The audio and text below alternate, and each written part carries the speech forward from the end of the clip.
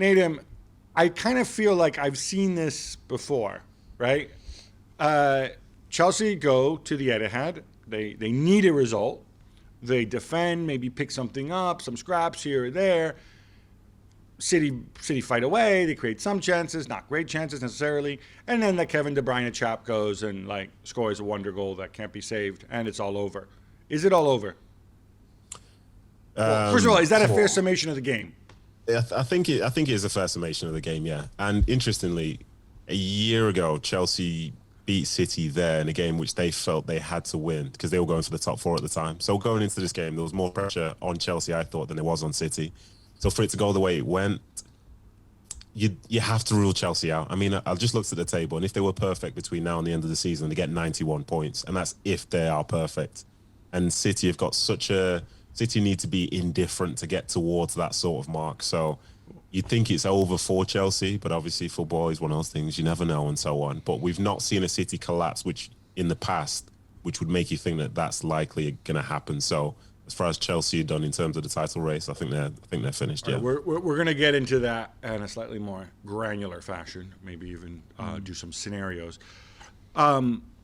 Jules, I looked at this, and you know, kind of, you realize that how much you miss certain things when they're gone, and I think Chelsea missed their wingbacks here, especially the right kind of wingbacks. For sure. I don't know that it's an alibi for Tuchel.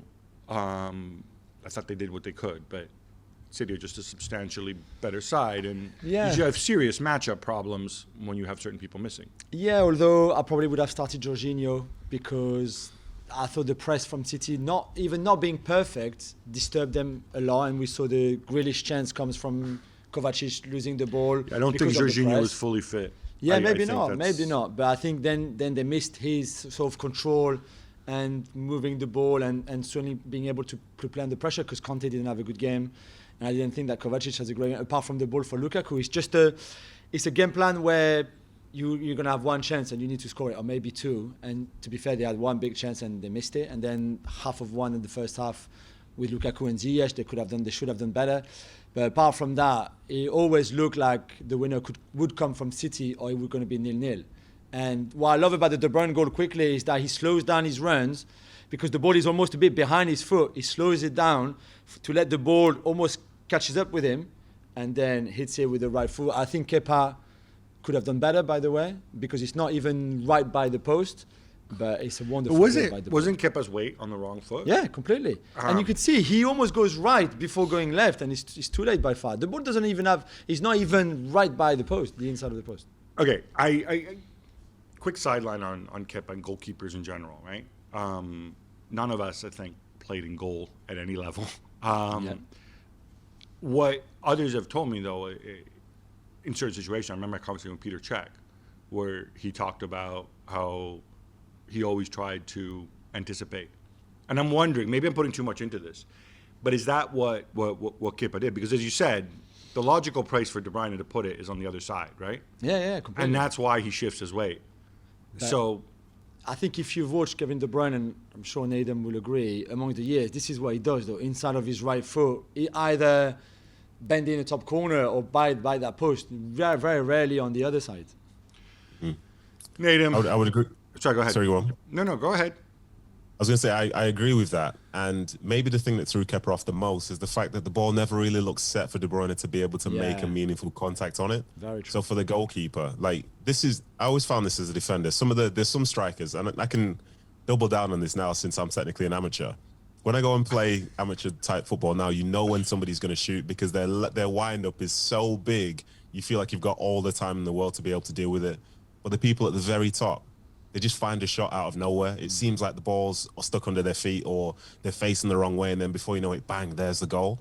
And I think when that's the case, they're very hard to read. And even though it wasn't like the greatest, the most well-struck shot in the history of the world, the way it was delivered is probably why Kepa wasn't ready for it. Yeah.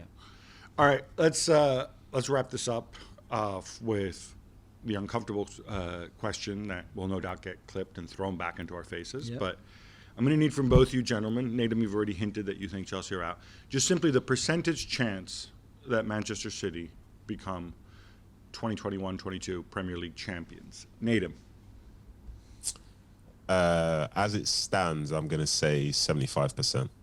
You can tell he's a City fan, don't you? But I'm not a City fan, and I say 80%. 20% for Liverpool. If they win the game in hand, they come back 8 points behind. If they win at the Etihad early April, that's 5 points. I'm going to go and they higher. have to be perfect. I'm going to go substantially higher than that. I think at this stage, I'm prepared to say 90%, frankly. Ooh, you don't believe in Klopp and Liverpool coming back? I completely believe in Klopp, but the other guys, Salah and Mane, aren't there. I don't believe Thiago Alcantara can necessarily stay fit and be meaningful between now and the end of the season. I think that midfield is running on fumes. And I also think City are really, really good. Yeah. Really good. Thanks so much for watching ESPN on YouTube. And for more sports highlights and analysis, be sure to download the ESPN app. And for premium content and live streaming, subscribe to ESPN Plus.